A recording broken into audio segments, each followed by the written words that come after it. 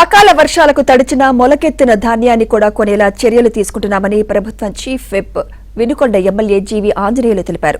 గత వైసీపీ ప్రభుత్వంతో పోలిస్తే ధాన్యం మద్దతు ధరలు కూడా పెంచామని అన్నారు.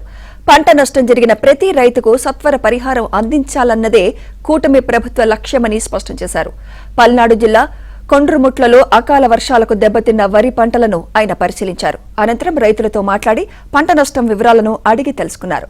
పంట నష్టం అంచనాలపై అధికారులు నివేదిక తయారు చేయాలని ఆదేశించారు.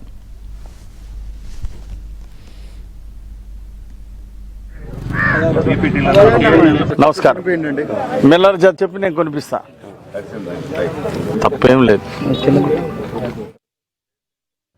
ఈరోజు ఎన్డీఏ ప్రభుత్వం అంటే రైతు సంక్షేమ ప్రభుత్వం. అందుకోసమే ఈరోజు తడిసిన ధాన్యాన్ని కొంటున్నాం, మొక్క మొలిసిన ధాన్యాన్ని కూడా కొంటున్నాం.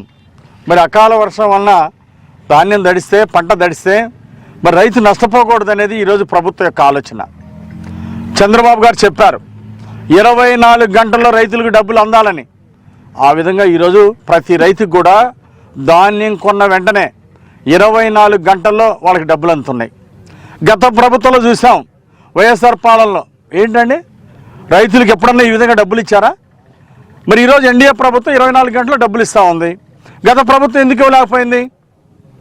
ఈరోజు 10,50,000 కోట్ల అప్పులు, వైఎస్ఆర్ పాలనలో జరిగినటువంటి అప్పుల్ని వడ్డీతో సహా ఒక పక్క అప్పులు తీరుస్తూ కూడా ఈరోజు రైతులు కొండంత అండగా నిలబడ్డది ఎన్డీఏ ప్రభుత్వం.